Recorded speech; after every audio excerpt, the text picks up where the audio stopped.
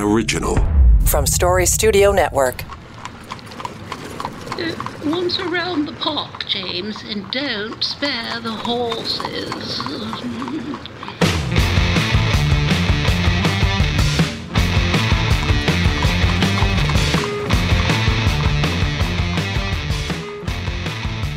Well, here we go. I don't know if it helped or hurt last week, but this is how we started the show. Okay, I gotta say, go Leafs, go. We're gonna win the Stanley Cup this year. I love them. Go get them, guys. Thank you. Yeah, whatever. I'm exhausted. It's On the Ledge, your Ontario Politics podcast. Dave Trafford here with Keith Leslie. You see and hear him on CH Television out of Hamilton, and John Wright from Maru Public Opinion. Yeah, I just, all of these hockey games that are going into overtime, the tension around the Leafs, I don't know. Keith, I know you're watching from afar these days, but, it just kills me to see how this town gets so invested, and I'm literally exhausted trying to keep up with the ups and downs of this Leaf team. I don't understand it. I personally don't jump on the bandwagon, or I haven't in 19 years, because I'm waiting for that second round. Then I'm all over your bandwagon. I know it's a terrible thing to say. I'm not a bandwagon guy. I've been watching them. You're a regular. I'm a bandwagon guy.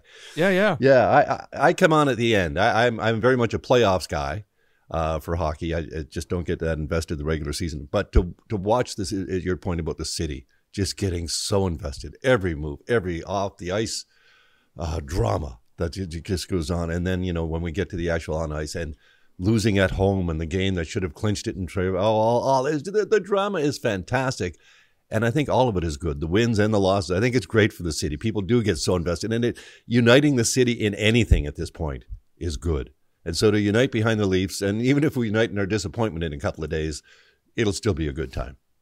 Yeah, I don't know if you do any kind of how you even would get the pulse on any of this, John, in terms of what keeps people coming back, Yeah, I guess I was alive. I was 10 years old when they won the Cup in '67, but I was a Bobby Orr fan, so I took them on next year and won. I don't know, Dave. I never seem to be disappointed with the Leafs because they never live up to my expectations, right? Or they don't exceed them anyways.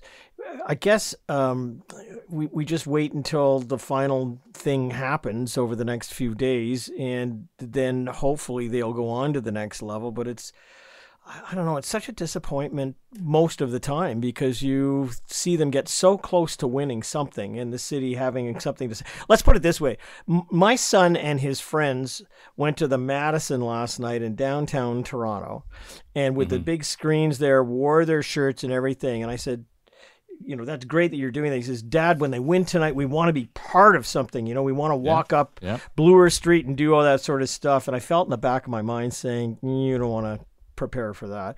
Anyways, so I went and picked them up last night, well into the evening after the game, and but they're going to be back at it, for the next game. But it's so disappointing for them. But I just see my younger self in them, in the sense that at that age I was enthusiastic about that sort of stuff, and by about 10 years later, it was kind of like, I couldn't really care. So all the good things to them. I hope they win. Well, my biggest disappointment might be the fact that since I've been watching the Leafs, this is probably the best Leaf team ever. I mean, for the first time that I can ever recall, they had the best player in the league when Matthews wins the Hart Trophy and all that kind of stuff. I mean, you're looking at, Jesus, what does it take to be able to turn this thing around? And I'll hear everybody, I'm never going to watch a game again, all that stuff. I'm just not sure how you flip that switch after being that invested in it. Anyway, we'll watch with interest as things unfold Saturday night. And just for your edification, Rod Black is going to join us on Monday morning on Now and Next. So if you want to drop in on that, and I told him, I said either we're the Leafs are moving on or we're heading for Game 7. So either way, Rod will have some perspective on that. That's now and next. You can hear that podcast where you listen to this podcast. All right, so here we go. Last week we left off with the Therma conversation around Ontario Place.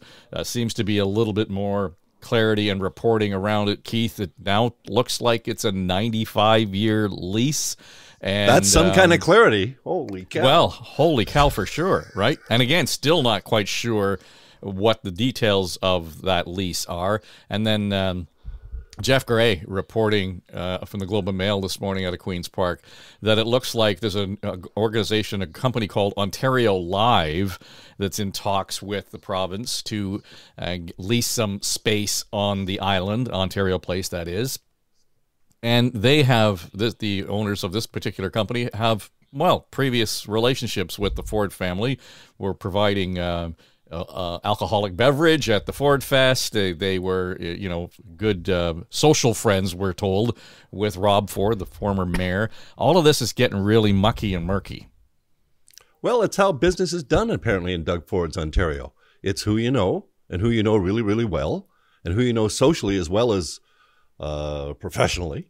So it's not surprising. The province said they were looking for more investors to bring more attractions of some sort to the Ontario Place space. So it's not surprising that they found out. There was a third partner who pulled out before. So it's not surprising that Live Nation and Therme, and there's another one coming in now. That's not a big surprise. As you say, the water's pretty mucky about who knows who and how they're getting these sorts of contracts.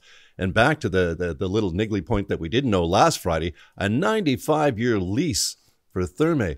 And the premier and the government trying to, well, that's your normal business practice. No, it's not. That's only normal business practice when sort of public lands are being given. For example, like the land for the Science Center in a 99-year lease for $1 a year. That's when you get it, not on private deals like this or giving private sector company prime waterfront land for 95 years. Do we really think a spa is going to last 95 years? What if it lasts 2 or 3 years? Then do we get our casino? Is that what we're setting this up for? There's so much in here that, as you say, is not only unclear, it's just positively mud. It's not even murky, it's just straight out mud. They're hiding everything, including, why you would give someone a 95-year lease. And they say, well, they're going to invest money in it too. Well, of course they are. But the province is going to spend as much on the parking garage as Therme is going to spend on their spa and on the $100 million they're going to spend to put a waterfront around the edge that we can look back at the spa. It's insanity. It really is. And I don't understand politically where they're going with this, why they refuse to be more transparent. But the idea of a 95-year lease on prime waterfront land for a company from Austria that has no record in Canada whatsoever, has no record around the world of running a spa or facility for this kind of time in prime waterfront land. I really, truly don't get this. And the more that we dig into these contracts, the more, we're not getting very much. But what we do see is the same as we see with the Greenbelt and other things, where it's just the Ford government looking out for its friends, whether they be business friends or personal friends, and making sure that contracts are gone, are huge, huge contracts, privatizing massive things here. And it's going to people that the premier knows really well, that get invited to family weddings and functions. It does not look good. It doesn't mean there's anything necessarily legally wrong here, but the appearance is of a government rewarding its friends left, right, and center. John, a couple of things popping up this week that we should probably tackle, and we sort of touched on this in previous shows, and it was the whole question of the concerns around violent crime in the city. Certainly that's the perception, and there's something to point to specifically in terms of the incidents that we can report on. And this week, the premier talking about investing $112 million to set up a violent crime bail team sort of thing to track those who are out on bail, and everybody's applauding this, suggesting that it's a great thing, and I suspect it is. I heard Chris Lewis talking about it this morning, the former OPP commissioner, saying, the squad that they've got out there right now, the Repeat Offender Parole Enforcement Squad, ROPE, they are fairly effective. He says, they get out there and they arrest people who are violating their bail, hundreds a month sort of thing. He says it's a significant number. So this kind of thing does work. To me, it suggests that this is an admission of failure. This is a government that's been in place now for 5 years, and they're only just waking up to it. Oh, maybe I see it just slightly differently, and maybe I'm a little more cynical about it. First of all, this is the sort of thing that, hopefully any government would do, and that is to help people be more safe and go after the bad guys. They also coupled it with announcements on, paying tuition for all kinds of new police officers and lowering the admission rate for them, and a series of things. So I think that, it goes hand in hand that the largest city in the country is reeling from, some serious problems of safety in its city. And so here comes the premier and the government, riding in on a horse to I don't want to say to take advantage of it, because they're supposed to step in when things are tough for cities. But conservatives are traditionally law and order organizations. I mean, that's what governments and Mike Harris and all the others have done. They've done what they can to fight crime versus the others that don't put so much emphasis on it. So I guess I don't see it as an admission as failure. I just see it as more opportunistic at the time. But I also see it as a reflection on the police officers that it's tough finding people to do any job nowadays, and it's going to get tougher. And they're just going to have to, find every means possible, whether it be police officers or in particular nurses and others in the healthcare system. They're going to have to do the same thing as be aggressive to get more people involved. So I guess I do see it a little bit through the cynical lens that the opportunity availed itself. But on the other hand, this is what governments are supposed to do when the population doesn't feel safe. Well, Keith, it occurred to me this morning that timing is everything. That, in fact, making this announcement now, as opposed to 4 months ago when it was a real problem still and obvious, it fits right into the language and the actual, the rhetoric that's coming out of Mark Saunders' mayoral campaign. I mean, how is this not more or less a sort of a tacit endorsement of here, we're helping you out here, buddy? It's really a dovetail with the law and order campaign that we expect, Mr. Sanders. And why wouldn't he run a law and order campaign? This absolutely dovetails right into it. Another part of the province's announcement this week, though, and John just touched on it, was the free tuition for police officers, which is over $15,000 for that 3-month course. So that's significant there. But what it means is as well, they eliminated, and this is a strange thing, but they've eliminated the requirement for a post-secondary education, whether that be a BA or more likely a security course at a community college. This is what many of them were taking. Well, by eliminating that, apparently that was in an act that the Tories brought in 2019, but never actually enacted that. So the police chiefs are saying, well, no, we don't want to hire kids right out of high school and give them a gun. 3 months free tuition, then get a gun, away you go. But the chief of police in Hamilton, he said, there is no shortage of people applying to be police. We have lots of applicants for police. So why are we giving them free tuition? And why are we making this taking away an exemption? In Nova Scotia, the mass inquiry here, the one unanimous recommendation that they had was that police need better training. They wanted a national course for police officers to be trained in. Here's a government going completely the opposite way. No, you don't need anything like that. We can just basically high school education because we need the cops.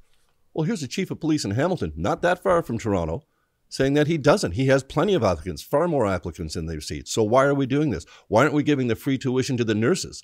It's a heck of a lot less than $15,000 and would go a lot further. I don't understand this other than, as John says, it's a tip of the, or as you said, David, a tip of the hat to the mayoral campaign of Mr. Saunders.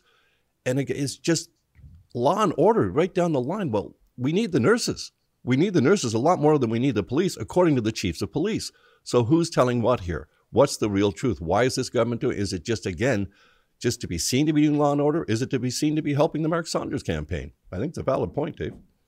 Well, the whole issue around whether or not the post-secondary was required or not is a little fuzzy, too, just because I heard, again, Chris Lewis talking about this, former OPP commissioner, saying, yeah, you could actually go to the college right out of high school all along, but when you were applying, there were a number of people, they can only take so many, I guess, in terms of capacity every year.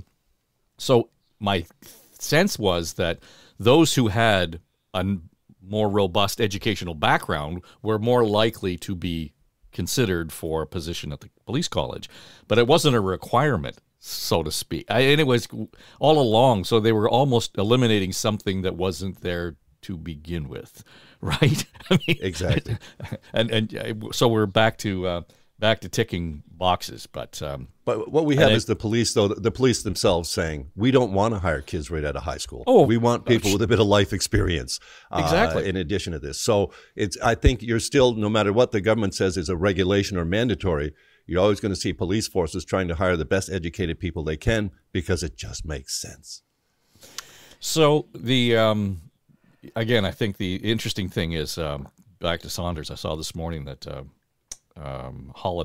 Councillor Holiday, has decided that he's not going to run for the mayor's chair. In fact, he's endorsing Saunders, so for what it's worth. This morning also, mayoral candidate Anthony Furey standing in front of Union Station, John, saying that Mayor Furey will sue Metrolinx for $1 billion because of the boondoggle of the Crosstown construction. Yeah, great soundbite, great tactical opportunity. Don't know whether it can happen. Don't know whether it should happen. Don't know where the money go. Like all that sort of stuff. I mean, P3s are supposed to have some element of risk put together with them, and so I suppose in some contract, somebody who's not watching the gauge of the track is going to pay a price at somewhere down the line. Can I just throw in something a little bit more overarching to all of this? Because I had a sit down with Brian Lilly yesterday after he'd been to the TTC yards, and he peppered the minister, and she finally, let's call it, she came clean and said, yeah, we have these problems and blah blah blah blah. And Brian's comment at the time, which was not picked up, was kind of like, was that so hard? Like, really? I mean, this has been going on for months now. But when I was sitting with him, actually, he dropped over for coffee. I was sitting with him and I said, you know what, when it comes to this government now, I don't know what to believe anymore. I mean, this sounds really cynical in the fact that they only have to speak to 40% of the public because they get elected by that, and there's no opposition except, the NDP now, have a leader who's making some noise and things like that. But to your point about Ontario Place, to your point about Metrolinx, to a whole series of other things, whether it be announcements on funding for healthcare or long-term care or housing, or the list goes on and on. The three of us have been around politics collectively, if you put us all together, probably well over 100 years worth of experience right here. And we're used to political parties manipulating circumstances to say to their own benefit. So when they have funding that, is from last year that wasn't spent and they bring it forward into this year, then it's called a new investment when in fact it's old money. Like, we get all of that sort of stuff. But the transparency of this government is really low.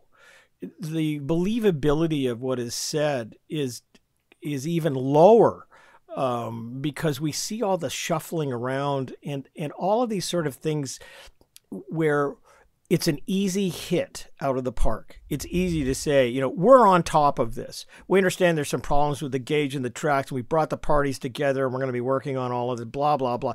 That's an easy hit for a government who's taken responsibility and who should be there. So ragging the puck on something like this for months makes no sense to me whatsoever. All it does is cause more cynicism. But I just, as I said, I think, and Brian was fairly stoic, when I was making these comments, because I don't usually say these sort of things, but I've got to the stage now where every time I hear something from the government, and it can be on the waterfront and it can be on, a spa with this 90-odd year lease, and we don't know the details. I don't know what I don't know. I don't know for sure. And I know that political leadership does this, but it just seems to be on every file that this happens. Well, maybe not so much for Monty McNaughton, who tends to be, very straight up and straight on with a lot of stuff. But all the ones that seem to affect our lives the most, I don't know the truth anymore, and it's causing me some significant unease. Well, and you talk about the gauge on the rail line for the LRT, the Crosstown. There was the platform at one of the stations out sort of the west end of the line, and that it was uneven and they're ripping it all up and so on. It reminds me, Keith, of the 427 extension that was supposed to be opened, and then when the inspectors went out, the asphalt that they used was not appropriate, or there wasn't graded properly. Right slope and all that, all this stuff. So, and full disclosure, I used to work for the Public-Private Partnership Council of Canada, and we were the flag bearer for on time and on budget. Well, I haven't seen one on time and on budget since 2018. No. And there have been plenty that have been, but since the Ford government has taken the helm on these big infrastructure projects, you can't be blaming Premier Wynne anymore for this. We're year 5 into this government. They had to be on top of all of this. We inherited a bad project of this sort of thing. That's bullshit. No, I'm sorry. You're a second-term government. This is on you at this point. And so what is their response is, of course, to double the salary of the Metrolinx chair, Phil Verster. What? I think this is why Mr. Fury is making his point about, I'll sue that bugger. Mm-hmm. Because, I mean, you really got here's the government literally rewarding him with huge increases in his salary, soon to go up to over $1 million. They're still pushing, and the government admits this. They're pushing to increase his salary. Well, we nearly doubled the scope of the work he's doing. So? Well, he's responsible for more than one project.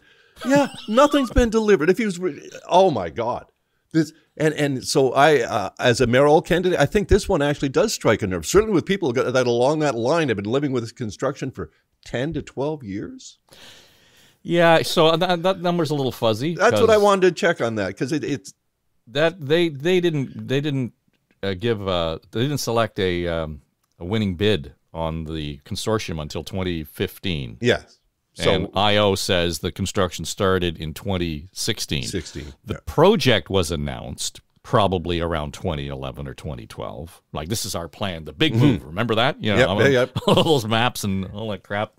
Anyhow, so conceptually, I think it started maybe 12 years ago. But to be fair, the actual tearing up and rupping and all that 2016. But still.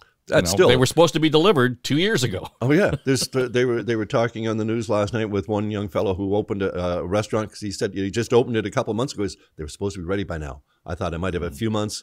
He's looking at a couple more years with no customers because they can't get near his spot. Yeah, and will he survive? I mean, it's wicked tough on businesses like this. But the whole point of who's responsible to Johnson. Took that long for Brian Lilley to hound the minister to finally say, ultimately I'm responsible for all. Well, yes, you are ultimately. Why has this been so difficult for you to admit, to say? And, I at this point, I think they're smart to say, we can't give you a time. We can't give you a deadline. We don't know if it's next year or the year after, because it's all coming down to the consortium. All they can say at this point is the consortium is picking up all these extra tabs for their own screw-ups. Well, that's what they're saying, are they? Well, where's the accounting? Where do we get to see this? Right. But and I have just sort of a geeky, technical Queen's Park question. Maybe you can answer this for me, Keith. Why is the transportation minister answering for this and not the infrastructure minister? It's IO that is a party to this agreement. It's Infrastructure Ontario, Metrolinx, and the consortium. Why does the transportation minister have anything to do with this? Well, given her track record, that's a very good question. Was that a pun? An unintentional pun, but yes. Because she's the minister, right? She's the Minister of Transportation, and this is a transportation project. Infrastructure Ontario doesn't seem to answer for very much, does it? Well, but there is an infrastructure minister. Yes. Right? So why I like we are at a stage now, back to John's, like, I don't even know who to ask a question to, never mind point a finger at. Right? Brian might have got the answer he wanted. I'm just not sure the transportation minister is the right one to be answering.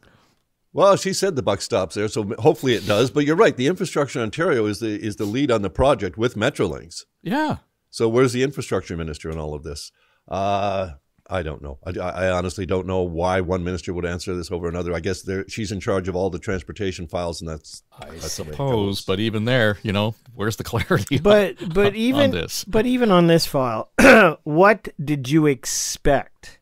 You hold an open-air news conference. You have the Metrolinx CEO beside you, who I think he was there, if I'm not mistaken, and I think there was some controversy, of course, around his $1 million potential salary, and then you open it up for questions, and you have the media there. Okay, what's your first question, Keith and Dave, as reporters? It's a little bit like any announcement that a minister makes. you know, in Ottawa or some other part of the country, when another issue is there, it's kind of like, yeah, that was really interesting, but the real point here is, and what are you going to do about it? You know, it's like right to it. So they weren't even prepared for that. Like it's almost as if it's almost like their whole political sensitivity on these files is kind of benign now, right? Like it's like, we don't need to answer. Like, wait, there's no opposition. We've got 40% in the bag. No one cares. I mean, you can scream and yell all you want about, you know, the you know, even the Green Bank the other day, when they were talking about the Green Belt the other day, when they were talking about it, and they continually referred to, well, the Liberals did this versus us. I mean, the Liberals did, what was it, Keith, 300 acres or something like that during that time? Under a scheduled review. Remember, this was after the first border, a scheduled review, and groups like Environmental Defense agreed and accepted these recommended changes. They made sense. Unlike the 3,700 acres or whatever it is that Ford's taking out, where the environmental groups are completely opposed to what's going on. The original review that the Liberals took out, and he keeps saying, there's 17 times they made 17 adjustments to the original boundaries, which was expected to do. There was a scheduled review because they knew the boundaries would have to be moved somewhat. That's what the Liberals did. They did not take out those acres and give them to developer friends. They protected those lands as well. Yeah, but I think, again, it goes back. Go ahead. So I was just going to, can I just go back to the Verster and Mulroney media scrum? As if it's some kind of armor to, you know, protect himself from all of everything that's gone on. Verster can cite 260 quality control issues with that particular project. Where has he been? Where have they been all along? I mean, good God. Did you wait to get to 100 before you told them, or did you wait to 200? I mean, as you say, good God, man. Or was this one, well, let's do a final walkthrough. We haven't walked through in a year. Let's have a look, see what they're doing. And you found 260. Like, how did it get to 263 problems, including the point where you have to rip up an entire station because the concrete's bad? And then the gauge is wrong on it. Oh, the gauge could only just force a slight little derailment as the train comes up onto the station and hits the platform. So what the hell? But again, this goes to, let's go back. Let's roll the discussion back to Anthony Furey. What Anthony Furey is really talking about is accountability. That's all. I mean, it's kind of like $1 billion gets you a lawsuit, which could be delayed for years. But we all know right now that some engineer wrote the memo, wrote it some time ago saying it doesn't match up. We know that. Oh, yeah. Like, sue me if I'm not telling the truth. The reality is that it was written. It's there. It's buried, for God's sake. That's how the disaster movie starts, John. Of course. Right. Yeah, and then it gets leaked to the Russians, and it's all over, and the Chinese get a hold of it, and we're all done. Or maybe maybe it's a conspiracy that way. But this is the point. There is no transparency, and when there is no transparency, there is no accountability. And I think, again, when you don't have effective opposition, when you don't have stakeholder groups who band together, like even when the nurses themselves, even with the lie downs on College and University Avenue, can't budge a government, then what you're doing is you're not getting an accountability except through force. And it's sad to see, but it is what we have at Queen's Park right now, and I suspect it's going to continue on. But I go back to what I said at the beginning. For Minister Mulroney to dance around this for so long, and then to simply say, well, this is the way it is, and everybody goes, was that so hard? Like, it then falls back to Metrolinx. Like, when did you know? What did you do about it? All that sort of stuff. It just makes no sense to me. It's almost like when you've been in government too long, the problem is that you have no perspective. You don't live like a normal mom and pop front porch, right? You don't. You just kind of like it's the game. It's all the new people getting into politics. It's all about messaging. It's all about control of the message and stuff like that. And when there is no opposition, then that's what it is. It's all about the confusion over, what you're saying versus the facts. And it's almost as if there's nobody standing out on Main Street looking back at Queen's Park saying, you know what, there's a few of these that could have been wins for us that would have shown us to be proactive. We would have been on the side of the Angels, and instead we're ragging a puck and taking a hit for it. And I think that we usually see that in political parties that have been at the helm for 3 terms. But what we're seeing now is nothing but defense, and that's I find it too early on in this organization. But again, maybe it's just hubris. Maybe it's we've got 40 in the can. We can do what we want. Well, I think that maybe we actually misread her comments yesterday.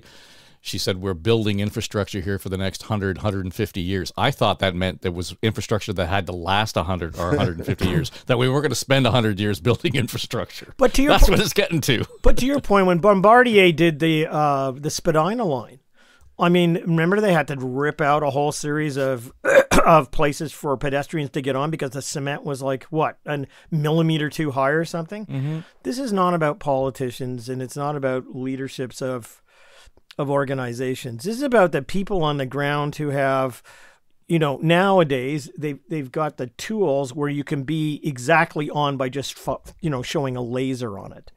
But the oversight is so far removed from the ground level that when does the accountability come up? When does it filter up to the top? When do you get the admission that we've got to do better and we're going... I guess in 2118, that's when the 95-year contract runs out. There you go. Yeah, but 2118. But Keith, it's a little bit like where we exactly started today, and that was with talk about the Toronto Maple Leafs. And the reality is, after every game they lose, and they lose big, Tavares or somebody else shows up on camera, and what you get is, oh, we need to learn from our mistakes. We've only been at it for 8 years, and we have probably the top roster in the entire world on our team, and we should be winning. But you know what? We need to learn more. There's some valuable lessons that have come out of this. Shut the F up and get on with it, for God's sake. Well, let's leave it there, shall we? Yeah, you guys enjoy your leave it weekend. there. That was good. John Wright, Keith Leslie, I'm Dave Trafford. And this is On the Ledge, your Ontario Politics podcast. Okay, I got to say, go Leafs, go. We're going to win the Stanley Cup this year. I love them. Go get them, guys. Thank you.